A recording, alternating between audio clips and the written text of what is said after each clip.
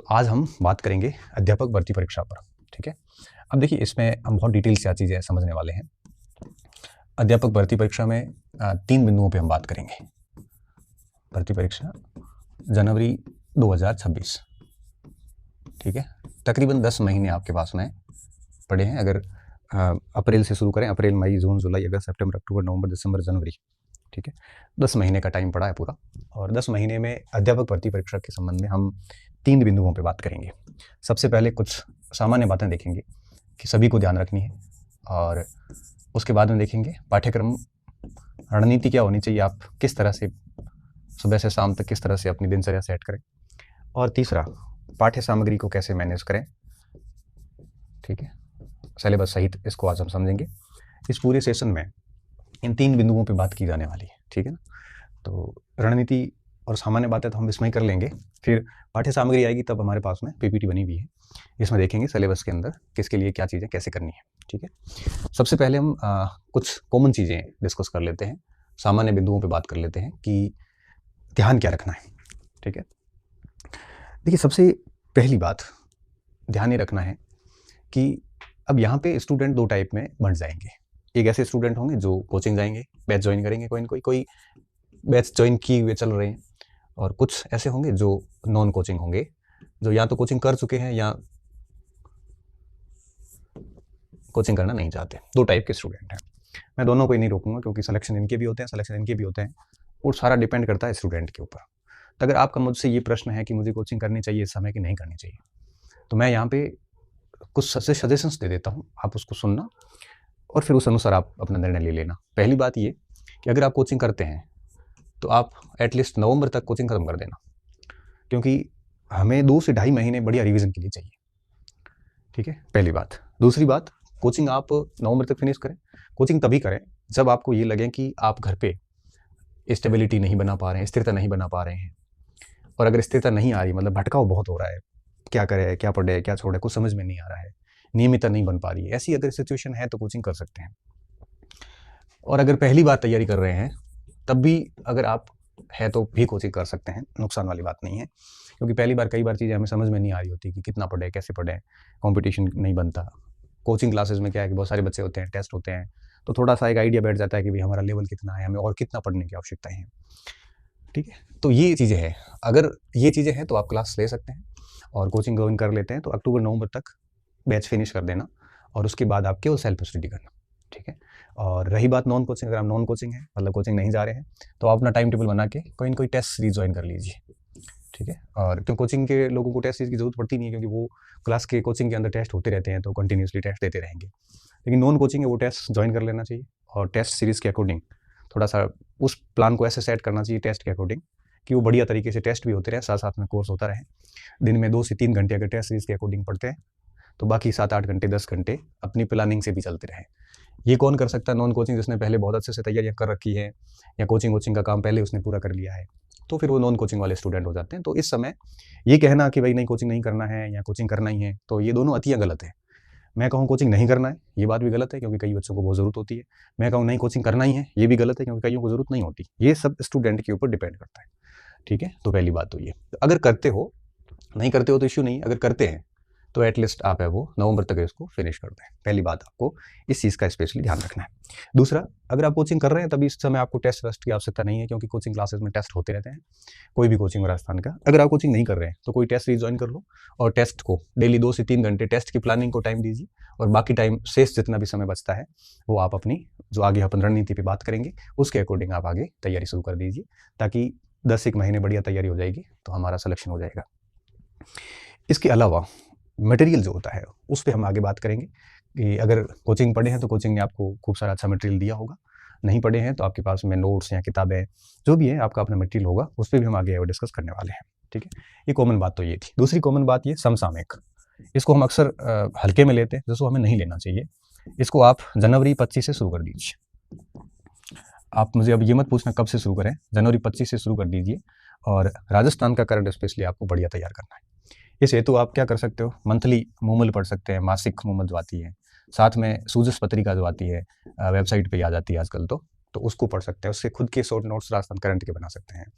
उसमें क्या, जैसे राजस्थान के खेल खिलाड़ी है, राजस्थान की जन कल्याणकारी योजनाएं हैं, राजस्थान से संबंधित पर्सन इन न्यूज़ है, प्लेसेज इन न्यूज़ हैं, नई बुक्स हैं, राजस्थान के अंदर जो भी कोई इकोनॉमिक समिट हुआ है या कोई राजस्थान के लोगों को खेल वगैरह में नेशनल लेवल या इंटरनेशनल लेवल पे कोई परफॉर्मेंस हुई है, तो ये आप है वो जनवरी से नोट्स बनाने से शुरू कर दें। ठीक है, मैं इसकी एक क्लासेस जल्द ही शुरू कर दूंगा राजस्थान समसामयिकी की, जो मेरे इसी चैनल पे होगी। सप्ताह की एक क्लास लूँगा, लेकिन आप उस क्लास के भरोसे ना रहें, आप अपने लेवल पे मंथली ये अभी से शुरू कर दें। अगर आप इसको लेटली स्टार्ट करते हैं कि नहीं एक साथ लास्ट में देख लेंगे, तो आप करंट में बहुत नुकसान कर जाओगे खुद का, क्योंकि 10-12 सवाल भी आते हैं करंट के, तो आते ही हैं, तो वो सवाल पूरे सही किए जा सकते हैं अगर आप जनवरी से कंटिन्यूसली करंट अफेयर तैयार करते हैं। और मुझे लगता है कि एक छोटी सी रजिस्टर तैयार कर लेना चाहिए, और उसमें राजस्थान के करंट की जो मेन बातें होती हैं उसको शॉर्ट में आप डेली अगर आधा पौना घंटा भी देते हैं तो बढ़िया करंट तैयार हो जाता है। डेली भली मत दो, सप्ताह में एक दिन ही आप दे दो, भली 2 घंटे 2-3 घंटे, तब भी आप करंट अफेयर बढ़िया तैयार किया जा सकता है। तो समसामयिकी को आप है वो अभी से शुरू कर देना, ये काम आप है वो टॉप प्रायोरिटी पे रखना। इसके अलावा जो ज्योग्राफी का मैटर है राजस्थान का, तो वो आपके अभी वही पढ़िए जो 33 जिलों के बेस पे था। तो क्योंकि अभी तक देखो क्षेत्रफल पता नहीं है, बाउंड्री पता नहीं है, और मान लो 41 के बेस पे कोई एक आधा प्रश्न इधर उधर होता है तो कोई बड़ी बात नहीं है, आप आराम से उसको कर लोगे। आप तो नए जिलों में केवल इतना ही ध्यान रखें कौन सा जिला किससे अलग हुआ है, कुल कितने जिले हैं, कौन सा जिला किस संभाग में, इतनी सी बातें याद रख लेना। बाकी वही पुरानी ज्योग्राफी देखनी है, और इतिहास वगैरह में कोई बड़ा फर्क पड़ता नहीं है, तो दिक्कत वाली बात नहीं है। ठीक है, इसके अलावा RBSC और जो Rajasthan board of secondary education की जो किताब है, क्योंकि इसमें अभी NCERT चल रहा है पूरा, ठीक है, तो इन किताबों को बेस बनाएं। ये बेस बनाना जरूरी है, क्योंकि इन किताबों से एक बड़ा भाग पेपर का जो है वो पूछ लिया जाता है। देखो ये एक बेसिक सामान्य बात है, तो सभी को ध्यान रखनी है। इसके अलावा अगर आप देखोगे तो कम से कम परीक्षा तक आप 3 से 4 बार बढ़िया सिलेबस भी है वो पूरा करें, और सिलेबस का कोई भी हिस्सा इस भरोसे नहीं छोड़े कि ये मुझे आता नहीं है, ये बाद में कर लूंगा, ये बाद में। कई बार हम क्या गलती करते हैं, हम वही टॉपिक बार बार पढ़ते रहते हैं जो हमें अच्छे आते हैं, जो नहीं आते उसको अपन इग्नोर करते हैं, करते जाते हैं। लास्ट में ऐसी स्थिति आती है कि हम कुछ भी ठीक से नहीं कर पाते। और अगर आप सिलेबस का एक बड़ा हिस्सा टालते रहोगे ना कि बाद में, तो अंदर कॉन्फिडेंस है ना लूज रहेगा। एक ऐसी फीलिंग आएगी जैसे कहीं न कहीं मेरे अंदर बड़ी कमजोरी है। तो सिलेबस का एक हिस्सा इस तरह से फॉरवर्ड मत करना कि बाद में करूंगा। जो पोर्शन टफ है अभी आपके लिए वो आज से शुरू कर दो। तो सिंपल है वो तो आप बाद में भी कर लोगे। जो बेहद टफ है, किसी को जैसे गणित नहीं आती तो अभी से उस पर लग जाओ, किसी को ICT नहीं आती उस पर अभी लग जाओ आप। ठीक है, तो 3-4 बार पाठ्यक्रम करें, और कोशिश करें 100% ही पाठ्यक्रम देखें इस बार, क्योंकि टाइम खूब पड़ा है, और अगर 3-4 बार इसको बढ़िया से तैयार किया जाए तो दिक्कत नहीं है। इसके अलावा आपको एक बिंदु और इसमें ध्यान रखना है, वो ये कि बहुत अधिक गहराई में ना जाए। कई बार हम क्या करते हैं, हम मार्केट का हिस्सा बन जाते हैं।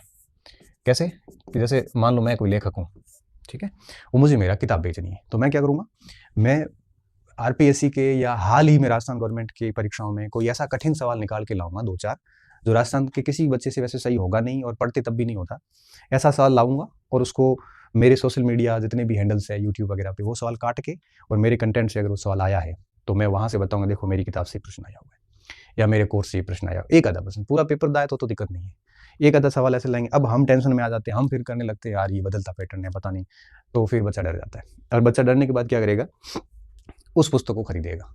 अब उस पुस्तक को खरीदने के बाद में फिर उसका पूरा दिमाग खराब होगा, और वो सारे तथ्य भी इतने याद नहीं होते। इसलिए जब सिलेबस बहुत बड़े हो, जैसे अध्यापक में है, तो जब सिलेबस बड़े होते हैं तो गहराई की उम्मीदें नहीं रखी जाती, क्योंकि जितना आप डेप्थ गहराई में जाओगे, अब आपको पता है राजस्थान जी की पूरा है, ICT पूरा है, साइकोलॉजी पूरा है, मेथड्स पूरे हैं, सब्जेक्ट्स टीचिंग सब्जेक्ट्स पूरे हैं, और एजुकेशन सिनेरियो पूरा है, RTE है, क्या क्या याद करोगे। इतना अधिक डेप्थ में जाने की बिल्कुल आवश्यकता नहीं है। इतना अधिक डेप्थ में जाने से आपके कई सारे पोर्शन छूट जाएंगे। इससे बेहतर है कि इसको बेहद ही सिंपल तरीके से पढ़िए। 10वीं 12वीं तक का लेवल बहुत होता है, L1 के लिए 10वीं तक का, L2 के लिए 12वीं तक का। इससे ज़्यादा बाल की खाल निकालने से अल्टीमेटली लॉस आपको है, क्योंकि किसी भी विषय का अंत नहीं। अगर आप सोचते हो कि हम पूरा याद कर लेंगे, पूरा कभी होता ही नहीं किसी चीज़ का। आपको मैं फंसा सकता हूँ, मुझे कोई और फंसा सकता है, उसको कोई और फंसा सकता है, क्योंकि अंत नहीं है, अंत बिल्कुल नहीं है, मतलब चीज़ें असीमित हैं। इसलिए गहराई में ना जाके एक बेस बना दें कि भाई हमारे इस पाठ्य वस्तु में जितना है उतना हम पढ़ लेंगे, बस। ऐसा नहीं होगा इसमें थोड़ा कम, मैं थोड़ा और 2 किताबें ला के पढ़ता हूँ, थोड़ा और ये प्रश्न पता नहीं कहाँ से आ गया, मैं और किताबें लाऊंगा, इस और के चक्कर में आप फेल हो जाएंगे। कोशिश करिए, इतना ज़्यादा आपको गहराई में जाने की आवश्यकता बिल्कुल भी नहीं है, ठीक है। और 100% सिलेबस पढ़े, 3-4 बार पाठ्यक्रम कम से कम परीक्षा तक कर लें, गहराई में बहुत अधिक ना जाएं, RBSC को बेस बनाएं, इनके ब्रीफ ना लें, इनकी मार्केट में कई सारे ब्रीफ आते हैं, ऐसी ऐसी किताबें आती जिन्होंने 6ठी से 12वीं किताब सब्जेक्ट्स को ब्रीफ कर लिया है, शॉर्ट में निपटा दिया। ऐसा मत करना, क्योंकि एनसीईआरटी की और इन किताबों की खास बात और खूबसूरती ये होती है कि इनमें फैक्ट भले कम हो, लेकिन फैक्ट के आगे पीछे कुछ कहानियाँ होती हैं, कुछ पैराग्राफ्स होते हैं। वो पढ़ने के बाद वो फैक्ट हमें अच्छे से समझ में आता है। हम क्या करते हैं, ये गाइड के लोग क्या करते हैं, वो कहानियाँ हटा देते हैं, केवल फैक्ट अंदर डाल देते हैं। फिर फैक्ट पढ़ने के लिए ये थोड़ी करें, फिर वो फैक्ट याद भी नहीं होते।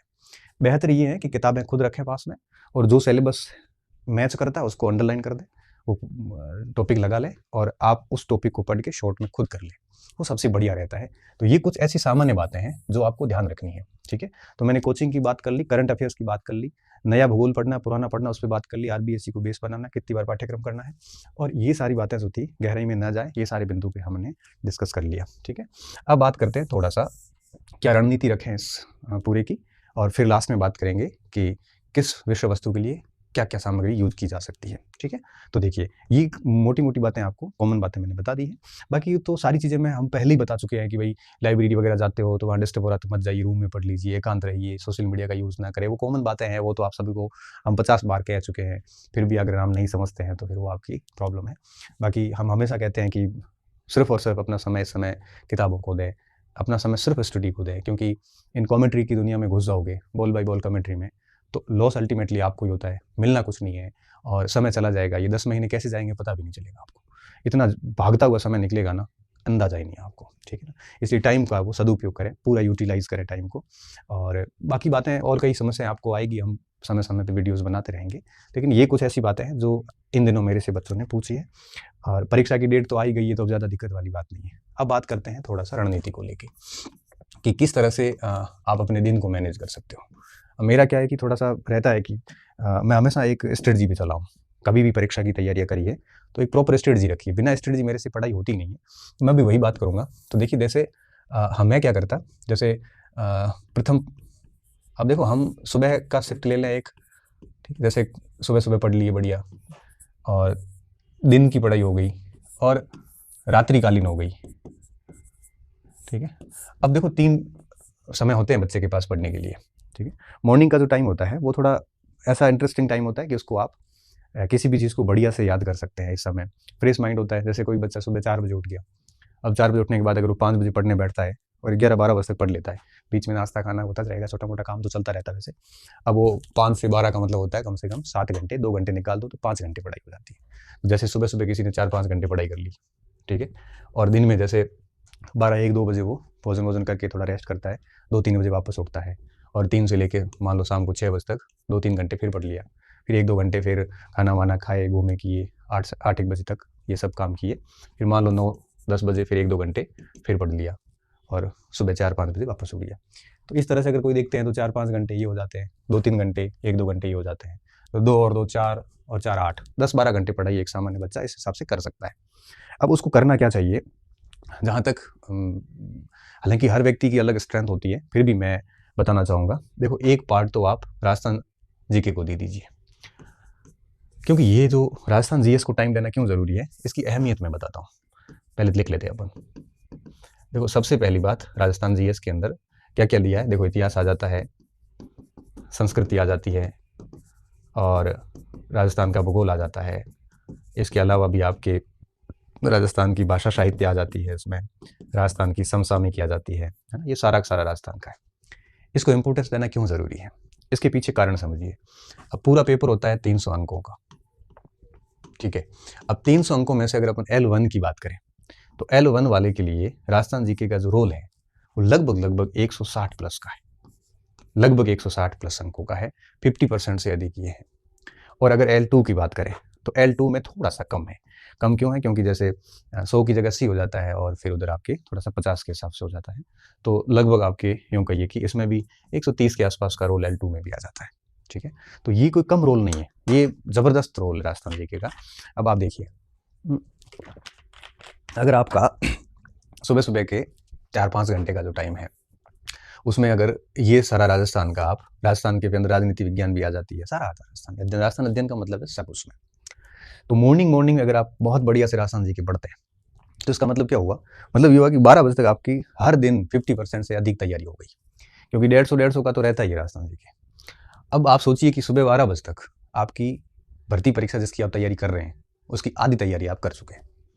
इससे बढ़िया क्या हो सकता है कि क्योंकि जनरली हम मित्रों से भी मिलते हैं ना, तो सारा काम 12 बजे के बाद ही होता है, 12 बजे से पहले जनरली पढ़ाई करते हैं। तो 50% तैयारी अगर आप सुबह सुबह ही कर लेते हैं, और ये ऐसा पोर्शन है जहाँ से आप बच्चे 80 से 90% सवाल भी राजस्थान जीके के सही कर लेते हैं। ठीक है, तो आगे इनकी किताबें क्या रखनी है वो अपन पाठ्य वस्तु में बात करेंगे। तो मॉर्निंग में आप पूरे राजस्थान जीके को भरपूर समय दे दीजिए, कोई दिक्कत वाली बात नहीं है। ठीक है, अब बात करते हैं दिन में क्या करना है। दिन में आप क्या कर सकते हैं, विद्यालय विषय रख सकते हैं। ठीक है, विद्यालय विषय को देख लो। अब देखो, विद्यालय विषय के अंदर दो चीजें हैं। अगर आप L1 की बात करोगे तो आपको पता है कि 5 विद्यालय विषय है, गणित, विज्ञान, हिंदी, इंग्लिश और आपके पर्यावरण L1 में, और L2 के अंदर अलग से स्थिति रहेगी। 5 है और टोटल एक विद्यालय विषय 18 अंक का है। ठीक है, अब आप क्या कर सकते हो, आप जो 10 अंक का है विद्यालय विषय, क्योंकि विद्यालय विषय 10 + 8 का रहेगा। 10 + 8 का क्या, 10 का आपके रहेगा टीचिंग मेथड रहेगा 8 नंबर का, और 10 नंबर का उसमें आपका विद्यालय विषय का ज्ञान रहता है। तो जैसे 50 नंबर का ये रह गया, 50 अंक का विद्यालय विषय है। 40 अंक का जो है वो विद्यालय विषय की टीचिंग मेथड, उसको अपन रात्रि में बढ़िया देख सकते हैं। अगर L2 की बात करें तो अगर आप मेथड को छोड़ें तो विद्यालय विषय है लगभग 120 अंकों का।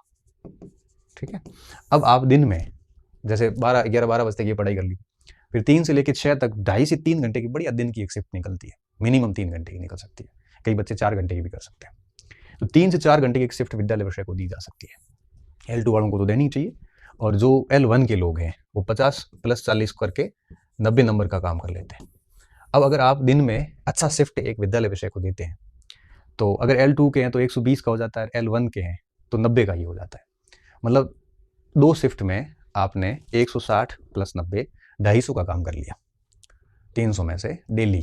अब आप अगर रात को नहीं भी पढ़ते हैं ना, तब भी आप ये 2 काम कर चुके हैं। अब इसमें करना कैसे है, 5 है, एक कर लीजिए, रैंडम उठा सकते हो, 2 उठा सकते हो, डेली 2 कर सकते हो। जैसे विज्ञान कर लिया आपने, विज्ञान 5-7 दिन 10 दिन में पूरा कर लिया, फिर 2-4-5 दिन दूसरा सब्जेक्ट गणित कर लो, फिर 1-2-5 दिन हिंदी कर लो, फिर 2-5 दिन सामाजिक पर्यावरण, से रैंडम घुमाते रहो। ऐसा नहीं है विद्यालय विषय में एक लेके बैठ जाओ। सबसे बढ़िया तरीका ये होता है। अगर आप L2 के हैं और जैसे मान लो सामाजिक के हैं, तो आप पहले जैसे इतिहास पढ़ लिया थोड़े दिन तक, इतिहास को मोटा मोटा पूरा कर लिया, फिर भूगोल कर लिया, फिर इकोनॉमिक्स कर लिया, फिर पॉलिटिकल साइंस कर लिया, फिर वापस उसको ऐसे घुमाते रहो। तो दिन में आप विद्यालय विषय को टाइम दे दो। ठीक है, इन दोनों के बीच में आप 1-1.5 घंटे आराम से रेस्ट भी कर सकते हैं, कोई दिक्कत वाली बात नहीं है। अब रात्रि में 1-2 घंटे पढ़ने का समय शेष बच गया आपके पास में। इस समय आप क्या करो, मनोविज्ञान देख लो, मनोविज्ञान और ICT। ये क्यों रात्रि में, इसलिए कि ये एक ऐसा पोर्शन है जो बच्चों ने खूब पढ़ रखा है, क्योंकि रीट पात्रता में भी पढ़ा है, इतना ज़्यादा है नहीं, यहाँ आप सो भी जाते हैं तब भी दिक्कत नहीं। आप इसमें यूं भी कर सकते हैं कि मनोविज्ञान और ICT रात को पढ़ लिए और इसके साथ में मेथड्स देख लिए सारे। ये जो 40 अंक के मेथड है ना, वो यहाँ मान लो कर लिए, इस जगह पे कर लिए। अब यहाँ पे 120 अंक की सामाजिक आती है ना, तो 20 के मेथड आते हैं, तो 140 नंबर का सब्जेक्ट L2 में हो जाता है। तो 20 के मेथड जैसे इधर ले लिए, विधियाँ, शिक्षण विधियाँ। अब इधर शिक्षण विधियाँ अगर आप रात्रि में ले लेते हैं तो फिर क्या थोड़ा ज़्यादा हो जाता है, लेकिन किया जा सकता है। तो अब क्या होगा, 20 का मनोविज्ञान, 10 का ICT, 30 और L2 है तो 20 नंबर के मेथड हो जाते हैं, 50 के मेथड हो जाते हैं। इधर आप देखोगे तो आपके 40 अंक के मेथड है, 5 × 8 मतलब 40 अंक के मेथड इधर हो जाते हैं। तो आप इस तरह से इसको सेट कर लो। इससे क्या होगा कि 300 अंकों की तैयारी एक साथ चलेगी, और जब 300 अंकों की तैयारी एक साथ चलती है तो बिल्कुल कॉन्फिडेंस लूज नहीं होता, और आपको बिल्कुल समय नहीं मिलता, सुबह से शाम तक सोचने का भी समय नहीं मिलता। कि आपको होता है ना, कई बार आप कहते हैं ना कई बार कि सर हमारे एक्स्ट्रा थॉट आते हैं, बहुत ज़्यादा सोचते हैं। वो कब होता है, थॉट्स अधिक तब आते हैं जब हम पढ़ नहीं रहे होते हैं, हम सिर्फ पढ़ाई करने का सोच रहे होते हैं ना, तब हमारे दिमाग में बहुत सारे थॉट आते हैं। अगर आप सुबह से शाम तक इस कदर खुद को बिजी रखेंगे तो मैं दावे के साथ कह सकता हूँ कि आपके दिमाग में दूसरी कोई बात ही नहीं आएगी। आप एक चैलेंज पूरा करके दूसरे के ऊपर लग जाओगे, दूसरा करके तीसरे पे लगोगे, तीसरा करते करते नींद आ जाएगी। ये सिस्टम है वो चलाया जा सकता है। अच्छा, ये कौन कर सकता है, ये अगर आप कोचिंग जा रहे हैं तो नहीं हो पाएगा। ये उन बच्चों के लिए जो नॉन कोचिंग स्टूडेंट है। कोचिंग में जैसे चले जाते हैं 5-6 घंटे, तो फिर आप इनमें से एक कर सकते हो। जैसे मॉर्निंग में कर लिया, इवनिंग का काम आपने कोचिंग चले गए। ठीक है, अगर आप मॉर्निंग में कोचिंग जाते हैं तो इवनिंग में ये कर सकते हो, ये फिर खुद से क्लास के अंदर ही करना पड़ेगा। तो ये जो स्ट्रेटजी है ये उसके लिए जो 24 घंटे घर पे बैठ के फ्री पढ़ रहा उन बच्चों के लिए है। कोचिंग वाले अपनी स्ट्रेटजी अपने अनुसार बना दें। ठीक है, तो अब देखिए, तो अब आप में रणनीति में कोई दिक्कत, देखो मैंने कुछ बेसिक्स बातें पहले बता दी, कंटेंट वगैरह चेंज नहीं करना, सामान्य सामग्री रखनी है, उसके बारे में अपन आगे और बात करेंगे। सामान्य बातें मैंने बता दी, और आपकी रणनीति क्या रहनी चाहिए वो भी मैंने ऑलमोस्ट बता दिया आपको, कि मॉर्निंग का जो टाइम है पूरा राजस्थान जीके को दे दे, क्योंकि 50% अकेला ये है, और दिन का समय विद्यालय विषय को दे दे आप, ठीक है। ये मार्किंग थोड़ी इधर उधर हो सकती है, क्योंकि मुझे याद रखने की ज़्यादा जरूरत है नहीं, वो तो आपको पता ही है वैसे। और रात्रि का समय मनोविज्ञान और आईसीटी जैसे सब्जेक्ट्स और विधियों को दिया जा सकता है, और दिन में विद्यालय विषय और शाम को ये। अगर आपको लगता है कि आपका राजस्थान जीके बहुत साउंड है, तो ऐसी स्थिति में आप इसको दिन में करके इसको भी मॉर्निंग में कर सकते हो। अब मॉर्निंग में आप वही विषय करें जो आपका थोड़ा कमजोर है, जिसका रोल बहुत अधिक है। अब ये आपके ऊपर है कि आप मॉर्निंग में कौन सा करते हैं और दिन में कौन सा करते हैं। रात को तो यही ठीक है, क्योंकि बहुत अधिक रोल नहीं है, और अगर मान लो नहीं भी पढ़ पाए 1-2 दिन तो भी कोई फर्क नहीं पड़ता, लेकिन इधर अगर आप नहीं पढ़ते हो तो बहुत फर्क पड़ेगा, ठीक है। तो मॉर्निंग से लेके रात्रि तक इस तरह का शेड्यूल सेट कर दें, और इसमें भी क्या करना, रैंडम करना। जैसे मान लो इतिहास पढ़ लिया, डेली आप 5-6 घंटे 4-5 घंटे पढ़ते हैं, तो मुझे लगता है इतिहास भी 15 दिन में निपट जाता है। ऐसे एक एक सबको निपटाते जाओ, फिर वापस रैंडम घुमाते जाओ। और मैंने कहा ना, मैक्सिमम आप वैसे भी सिलेबस 3-4 बार ही कर पाओगे, तो 3-4 बार सिलेबस करने के लिए ये रणनीति अपनाते हैं, तो 3-4 बार सिलेबस हंसते हंसते हो जाएगा, और साथ में अभ्यास भी करते रहें। क्योंकि जैसे कई बार 10 सीख बजते बजते आप थक गए, मूड नहीं है, तो 1-2 घंटे आप दिशा की बुकलेट वगैरह कोई ली और उसके प्रश्नों का अभ्यास करना शुरू कर दिया, ठीक है ना। तो ऐसे बीच में आप जब भी थकते हैं तो आप पुराने पेपर्स की प्रैक्टिस कर सकते हो, यहाँ पे भी पॉसिबल है, यहाँ पे भी पॉसिबल है, ठीक है। तो ये 2 बातें हमने कर ली, सामान्य बात हो गई, रणनीति हो गई। अब हम बात करेंगे कि क्या पाठ्य सामग्री यूज की जा सकती है। तो मैं एक बार फिर बता देता हूँ आपको कि पाठ्य वस्तु जो है वो आप बहुत अधिक, आपको गहराई में जाने की आवश्यकता नहीं है। मैं थोड़ा सा एक बार पाठ्य सामग्री पे भी मैं बात अलग से कर लेता हूँ सामान्य तौर पे, और उसके बाद आप है वो देख लेना अपने हिसाब से। मैं मेरी तरफ से एक एक चीज़ बता दूंगा आपको, फिर आपको जो बेस्ट लगे वो आप फॉलो कर लेना। पाठ्य सामग्री, पहली चीज़ गहराई में ना जाए, मैं फिर कह रहा हूँ, ठीक है। दूसरी बात, सीमित सामग्री रखें, सामग्री सीमित रखना। बहुत अधिक सामग्री आपको नुकसान दे सकती है, और अभ्यास और रिवीजन बार बार करते जाएं, ये कुछ कॉमन चीज़ें हैं। और अपनी सामग्री पर भरोसा रखें। देखो, भरोसा नहीं रखते हैं तो डॉक्टर की दवाइयाँ भी काम नहीं करती है, भरोसा नहीं रखते हैं तो किसी भी धार्मिक स्थल पर जाके भी आपको कोई फ़ायदा नहीं है, क्योंकि भरोसा रखना पड़ता है। आप कैसे भरोसा नहीं रखोगे तो आपको अपने माता पिता भी आपके नहीं लगेंगे, क्या सबूत है आपके पास। भरोसा नहीं रखोगे तो कुछ भी नहीं है। बिना भरोसे के ना तो शिक्षक काम का है, बिना भरोसे के ना आपकी किताबें काम की है, बिना भरोसे के कुछ भी काम का नहीं है, बिना भरोसे के खुद व्यक्ति भी खुद के काम का नहीं आता। इसलिए भरोसा रखना बहुत ज़्यादा ज़रूरी है। आपके पास में जो भी सामग्री है, भरोसा करिए, बार बार आप नई सामग्री बदलना मत, हर दिन नई सामग्री ला के काम करोगे तो मारे जाओगे, ठीक है। आरबीएससी को, राजस्थान बोर्ड के अंदर जो किताबें चल रही है अभी, किसकी चल रही है? एनसीईआरटी। अब ये प्रश्न मेरे से कई बच्चे पूछते हैं, मेरा माथा खराब हो जाता है कि सर एनसीईआरटी पढ़ेगा आरबीएससी पढ़े, लो भाई आरबीएससी में भी एनसीईआरटी चल रहा है ऑलमोस्ट, तो एक ही बात है, पढ़ो तो सही आप कुछ, ठीक है। तो आरबीएससी में अभी जो किताबें चल रही है ना विद्यालयों में, वो किताबें लाके उसको आप बेस बनाइए, क्योंकि ये किताबें जो है, जब इसका पैटर्न बोर्ड परीक्षा पेपर बनाता है तो इस पे इनका ध्यान है वो ज़्यादा रहता है, इसका थोड़ा ध्यान रखना, ठीक है। अब अपन बात करते हैं एक एक का। अब L1 में राजस्थान का भूगोल, इतिहास, संस्कृति और राजस्थान की भाषा, ये है 100 अंक के, ठीक है। यही L2 में यहाँ पे लिखा हुआ आएगा 80 अंक, किसमें? L2 में। अब ये मुझे लिखने की बार बार जरूरत नहीं है। अब देखो इसमें क्या करना है, राजस्थान का जैसे भूगोल है, अब भूगोल में आपने कोई एक किताब पढ़ रखी है, जैसे मान लो किसी ने नाथ पढ़ ली है, या किसी ने गंगानगर के संजय जी चौधरी की किताब पढ़ रखी है, या फिर किसी ने मान लो और कोई किताब, अन्य कोई स्रोत है, धिंदवाल जैसे किसी ने पढ़ रखी है, तो आप उसी को कंटिन्यूसली करिए। अब आपको तीनों किताबें लाने की जरूरत नहीं है इसमें, या एक किताब ले लो। अब आप कहोगे सर 51 जिले हैं, 41 जिले, मरण दो ना, क्या 51 41 51 फंसे हुए आप, कोई भी एक किताब ले लो, अपडेट नहीं देखना नया है कि पुराना है, लेके और आप इसके ये सारे चैप्टर अच्छे से पढ़ लीजिए। आपने पहले भी पढ़े, उसी को वापस कर लीजिए, कोई दिक्कत वाली बात नहीं, एक किताब में सारा कुछ लगभग कवर हो जाता है, ठीक है। इसके साथ साथ आपको राजस्थान की भाषा, इसके लिए 6ठी से 10वीं तक का जो राजस्थान अध्ययन की किताबें हैं वो साथ में रखिए। वो साथ में इसलिए रखना ज़रूरी है कि मान लो आपने ये किताब पढ़ ली, इनमें से कोई एक्स्ट्रा फैक्ट मिलता है, उन किताबों में ऐड कर दो, ताकि क्या बार बार ये किताब आपको पढ़नी नहीं पड़ेगी। अगर आपके पास में राजस्थान ज्योग्राफी की किसी संस्थान के नोट्स हैं, मेरे भी नोट्स हो सकते हैं, किसी अन्य संस्थान के भी हो सकते हैं, कोचिंग के हो सकते हैं, तो आप क्या करो, इन सारी किताबों की जरूरत फिर नहीं है। उस नोट्स के साथ में 6ठी से 10वीं राजस्थान अध्ययन देख लो, राजस्थान अध्ययन के भूगोल के चैप्टर देख लो, उसमें से कोई नया फैक्ट मिल रहा है तो आपके नोट्स में अपडेट कर दो। इससे अलावा कोई काम नहीं करना है आपको, ठीक है। तो राजस्थान भूगोल में नाथ है, संजय चौधरी है, धिंदवाल है, सिखवाल है, जो भी आपके पास में हो, या आपके पास में कोई नोट्स हो, बस। अब आपको बहुत ज़्यादा, अब इन सभी में से रखनी एक ही चीज़ है आपके पास में, और साथ में ये 6ठी से 10वीं राजस्थान अध्ययन देख लेना। उनमें जो कोई नया फैक्ट हो तो अपने नोट्स में अपडेट कर दो। बस राजस्थान के भूगोल में यही करना है, ये नहीं देखना है कि नया है कि पुराना है, कोई फर्क नहीं पड़ता एक आधे सवाल का। सिर्फ जिलों की रिपोर्ट तैयार कर दो कि कौन से जिले नए बने हैं और कौन से जिले से कौन सा जिला अलग हुआ है, इतना ध्यान रखना है। इससे ज़्यादा इसमें आप क्या ही ध्यान रखोगे एक्स्ट्रा, ठीक है। ये भूगोल की बात होगी। अब बात आती है इतिहास की। इतिहास में नया पुराना कुछ है नहीं। इतिहास में भी वापस वही 6ठी से 10वीं तक की जो राजस्थान अध्ययन है, ये तो आपको लेना ही लेना है। इसके अलावा अगर आपके पास में कोई नोट्स है, मेरे भी हो सकते हैं, किसी के पास में और कई संस्थानों के हो सकते हैं, या फिर आपने नोट्स नहीं पढ़े बल्कि आपने कोई गाइड पढ़ी है, वो गाइड मैंने आपको बताई नाथ की हो सकती है, वो गाइड आपके इसकी दिंदवाल की भी आती है, सिखवाल की भी आती है, बहुत सारी गाइड्स वगैरह मार्केट में आती है।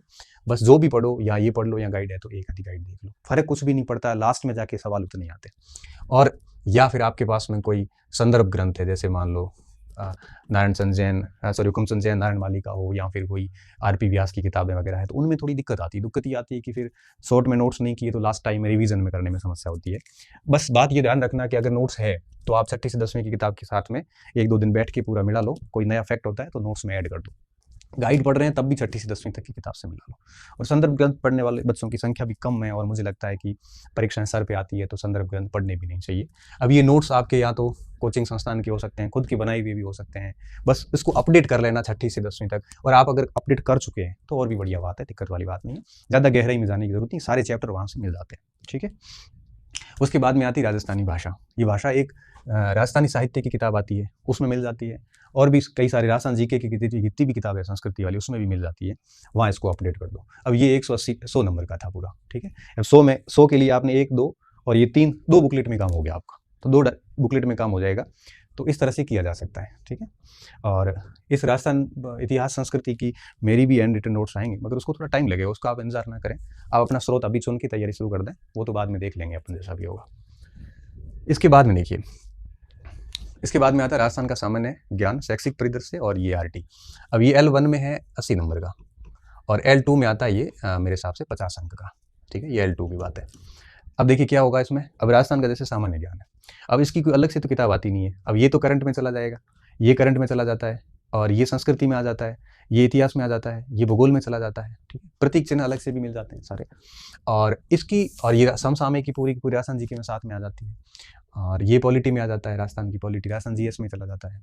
ये पूरा का पूरा करंट में आ जाता है। तो मैंने कहा करंट बहुत अच्छा शुरू कर दीजिए, और इसका मैंने आपको तरीका भी बता दिया कैसे करना है, ठीक है। अब इस हेतु आपको करना क्या है, इसकी भी कोई न कोई आपकी किताब, जैसे एक अभी मैं कल एक बच्चा किताब लाया था शाब्दी प्रकाशन की। अब मैं उसको देख रहा था तो मुझे बड़ा ठीक लगा, उसमें ये आरटी वगैरह बड़े शानदार तरीके से ये जो पोर्शन था ना, ये शैक्षिक परिदृश्य निःशुल्क एवं अनिवार्य बाल शिक्षा का अधिकार अधिनियम।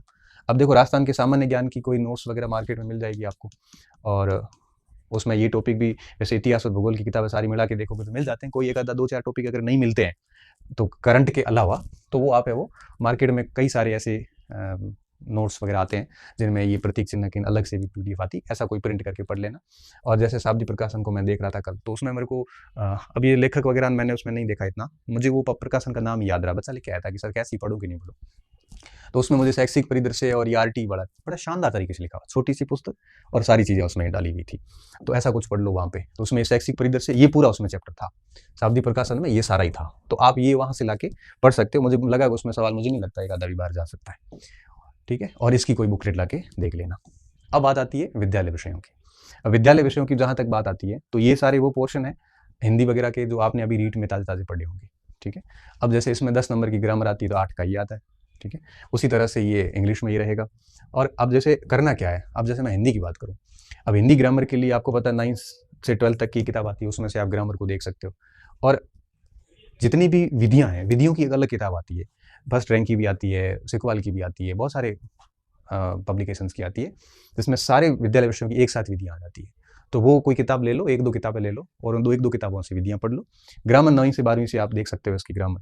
अब इसकी जैसे ग्रामर है, अब आपको मुझे लगता है जैसे अब ये ईडियम्स वगैरह थोड़े मुश्किल होते हैं याद करने, तो बिल्कुल छोड़ो, इससे अच्छा आर्टिकल है, थोड़ी टेंस है, वॉइस है, नरेशन है, इनको ही नॉर्मल इनके रूल्स ही पढ़ लो और थोड़ा बहुत ये पढ़ लो। तो बिल्कुल छोड़ने की बजाय कम से कम आप है वो 18 अंक जो है इसमें से अगर 9-10 तक भी पहुंचते हैं तो भी नुकसान नहीं, क्योंकि देखो जैसे आर्टिकल में सही होने के चांसेस रहते हैं। नॉर्मल आप टेंस वॉइस वगैरह देखोगे, जैसे आपने युवाम की ग्रामर पढ़ ली या लूसेंट की ग्रामर पढ़ ली, ठीक है, तो उसमें से ये 4 टॉपिक है, इन 4 टॉपिक युवा में लूसेंट में से पढ़ के उनके रूल्स वगैरह कुछ रटा के और पीछे अगर प्रैक्टिस पूरी करोगे तो मुझे लगता है कि इनमें से अगर 2 सवाल भी आते हैं तो 2-3 सवाल डेफिनेटली सही हो जाते हैं, क्योंकि कई बार इंग्लिश में भी प्रश्न इतना सिंपल आता है कि हम आराम से उससे उत्तर निकाल सकते हैं। और सिंपल आने के बाद अगर आपने पूरी इंग्लिश छोड़ दी तो फिर वहाँ दुःख होगा कि यार थोड़ा पढ़ लेता ना तो सवाल निकल सकता था। ऐसे कर लो। और यहाँ पे किसी के नोट्स मैंने कह दिया कि इंग्लिश के तो विधियों की एक ही किताब को हिला के सारी विधियाँ एक साथ ही पढ़ लो आप, ठीक है। ऐसे विज्ञान तो ठीक है 8वीं 10वीं तक की किताबों में मिल जाता है, बाकी मार्केट में इसकी किताबें भी खूब आती हैं, इस पर मैं ज़्यादा बात नहीं करूँ। और जहाँ तक बात आती है सामाजिक की, तो सामाजिक की ये जो पार्ट है ये 6ठी 7वीं 8वीं से देख लो आप। अब देखो 6ठी क्लास की मैं बात करूँ तो 7वीं क्लास में मुगल साम्राज्य 7वीं क्लास के चौथे पार्ट में मिल जाता है। राजस्थान की अर्थव्यवस्था राजस्थान अध्ययन से मिल जाती है। ये दोनों के तीनों टॉपिक भूगोल में 6ठी क्लास में 7वीं क्लास में मिल जाते हैं, ये भी मिल जाता है। एक भी पार्ट ऐसा नहीं जो 6ठी 7वीं 8वीं में नहीं है। और राजस्थान का जो ये एक परिचय है ये राजस्थान जीएस में हो जाएगा आपका, तो सुबह सुबह मैंने कहा ना मॉर्निंग में पढ़ लीजिए वो। और रही बात ये विधियों की, तो विधियों की एक ही किताब में सारी विधियाँ वैसे ही आ जाएगी आपकी। अब इसके लिए अगर आप मैं बताऊँ कि दुनिया भर की किताबें ला ला के पढ़ोगे, अब जैसे मुगल साम्राज्य है, मुगल साम्राज्य को 80 क्लास में करवाया मैंने फर्स्ट ईयर के अंदर, कोई मतलब नहीं है। आप 7वीं कक्षा के इतिहास के चौथे पार्ट पे जाइए और 5वें पार्ट पे जाइए, दोनों पार्ट पढ़ लीजिए, मुगल हो जाएगा आपका। वो सवाल उसमें से आ जाता है। पृथ्वी के स्तर रूप है, अगर इसको भूगोल की भाषा में पढ़ोगे तो बहुत टाइम लग जाएगा। जैसे भारत का संविधान है, अब देखो ये कितना बड़ा है पार्ट, लेकिन 8वीं 7वीं 8वीं तक की किताबों में देख लो, ज़्यादा माथापच्ची करने की जरूरत नहीं है। तो इस पूरे को 6ठी 7वीं 8वीं की जो राजस्थान अध्ययन है 10वीं तक की, वो ये राजस्थान अध्ययन 5 साल की, ये 5 कक्षाओं की देख लो। और ये टॉपिक 6ठी 7वीं 8वीं की सामाजिक में जहाँ जहाँ मिलते हैं वो अंडरलाइन कर लो, उसकी प्रिंट निकाल लो और उसको है वो शॉर्ट में नोट्स बना दो, तो यहाँ से भी सवाल गलत नहीं होना चाहिए हमारा, ठीक है। और फिर मनोविज्ञान, इसमें मुझे ज़्यादा बताने की आवश्यकता नहीं है। कईयों ने वंदना जादौन से पढ़ा है, कईयों ने धीर जी से पढ़ा हुआ है, किताबें हैं इनकी, किसी के पास में सिखवाल है, किसी के पास में और भी कोई किताब होगी तो उनसे ही पढ़ लो आप, कोई दिक्कत नहीं है। और सूचना तकनीकी की भी बहुत सारी मार्केटिंग पुस्तक आती है। सक्सेस पॉइंट की खुद की पुस्तक आ जाती है, आज आने वाली थी, मार्च के आसपास आ जाएगी, 20-22 मार्च के आसपास, वो भी पढ़ लेना आप, तो मुझे लगता है उसमें से भी बाहर नहीं जाएगा आपके, ठीक है। तो ये आपके कुछ, ये L2 का था। अब L2 जैसे सामाजिक है, तो सामाजिक के अंदर आप देखोगे तो इसमें मैं आपको बात बताता हूँ, ये जैसे ये टॉपिक है, ये 12वीं कक्षा के पहले भाग में मिल जाता है, ये 12वीं कक्षा के दूसरे भाग में मिलता है, और ये 12वीं कक्षा के तीसरे भाग में मिल जाता है। तो ये 12वीं का इतिहास है पूरा का पूरा, ठीक है। और ये जो टॉपिक है चारों, ये और 5वां ये टॉपिक, ये विश्व भौतिक भूगोल के मूल सिद्धांतों में मिल जाते हैं। और विश्व के कृषि प्रदेश वगैरह जो है, ये 11वीं या 12वीं क्लास के अंदर एक भूगोल का और भाग है समसामयिक भूगोल का, उसमें ये टॉपिक मिल जाता है, अर्थव्यवस्था और हम, उसमें ये टॉपिक मिल जाता है। तो ये भी 11वीं 12वीं के पूरे एनसीईआरटी से उठाया हुआ है। ये पूरा का पूरा 9th और 10th में मिल जाता है, पूरा का पूरा, ये और ये दोनों, ठीक है। और थोड़ा बहुत कोई बुकलेट आती हो सामाजिक वगैरह की तो उससे देख लेना। और ये आपको पता है कि भारतीय संविधान की मूल विशेषताएं वगैरह जो 11th क्लास की किताब है उसमें ये पूरा का पूरा आपको मिल जाता है, ठीक है। तो ये जितना भी पोर्शन है, और इसके साथ में मुझे लगता है कि 11वीं 12वीं पे सामाजिक में हम पूर्ण रूप से निर्भर नहीं रह सकते। ये L2 का है 120 का, पूर्ण रूप से निर्भर इसलिए नहीं रह सकते, कई बार सामाजिक का पेपर थोड़ा सा टफ आता है। तो 11वीं 12वीं की किताबों को तो बेस बनाना ही बनाना है, साथ में थोड़ा सा आप एक मार्केट से सामाजिक की कोई गाइड या कोई नोट्स या कोई बुकलेट कोई सामाजिक की स्पेशली का है तो वो ला के थोड़ी पढ़ लेना। इससे क्या होगा कि थोड़ा सा इसमें एडवांस जाना जरूरी है, क्योंकि एनसीईआरटी कई बार इतनी अपडेट नहीं होती है। बुकलेट के साथ साथ में एनसीईआरटी को भी पढ़ लेना तो दिक्कत वाली बात नहीं है, बड़े आराम से चीज़ें हो जाती है। क्योंकि जैसे इकोनॉमिक्स का जो मैटर है इसमें यहाँ बहुत कम लिखा हुआ है 9th और 10th में, तो थोड़ी सी एडवांस कोई गाइड वगैरह ला के पढ़ोगे तो थोड़ा सा अच्छे फैक्ट और कुछ मिल जाएंगे, ठीक है। ये ऐसे किया जा सकता है। तो इस प्रकार आपके पास में ऑलरेडी मटेरियल सारा ही है, फिर भी एक सामान्य चीज़ें बताने की मेरी जिम्मेदारी थी, वो मैंने आपको बता दी। मैं अंत में यही कहूँगा कि मटेरियल से भी ज़्यादा महत्वपूर्ण बात ये है कि पढ़ने वाले के ऊपर सारी कुछ कहानी निर्भर करती है कि वो कितनी बार पढ़ता है, वो कैसे पढ़ता है, वो चीज़ों को कितना बढ़िया तरीके से पढ़ता है, उसको चीज़ों पे अपनी चीज़ों पे भरोसा है कि नहीं है, ठीक है ना। इसलिए बहुत ज़्यादा कंटेंट लाने की बजाय लिमिटेड सामग्री लाइए और उसको बढ़िया तरीके से बार बार रिवीजन करिए। और बाकी बातें मैंने ऑलमोस्ट बता दी हैं। उम्मीद कर रहा हूँ आज से आप तैयारी शुरू कर देना, अपना समय खराब मत करना, बीच में कई सारे फंक्शंस वगैरह चीज़ें होती है, समय मत खराब करना, क्योंकि एक दिन भी खराब होता है तो आपकी रणनीति जो है ये, आप सोचिए कि एक दिन में आप कितने पीछे रहते हो, तो ऐसा कोई काम मत करना। और समय समय पर जब भी कोई दिक्कत आएगी तो हम और बात करते रहेंगे। अभी आप इस पर चलिए, कोई सीरियस इश्यूज़ आएंगे तब आगे और क्लास ले लेंगे एक। और अभी आपको इस भरोसे छोड़ के जा रहा हूँ कि 3-1 महीने वापस मैं रीट को लेके अध्यापक मुख्य परीक्षा को लेके बात नहीं करूँगा। और इन 3 महीनों में मैं उम्मीद करता हूँ कि एक बार आप ये कोर्स पूरा कर लोगे, 3 महीनों में एक बार तो कर ही लोगे, इतनी उम्मीद के साथ और टारगेट देके आपको जा रहा हूँ कि 3 महीने आप मेरे इस बताए हुए रूटीन पे चलोगे। और 3 महीने बाद जब मिलूँगा तब आप मुझे कहना, सर आपने जो टाइम टेबल बताया था हम 3 महीने से उसी टाइम टेबल के अनुरूप चल रहे हैं, उसके बाद हम आगे और बढ़िया तरीके से बात करेंगे, ठीक है।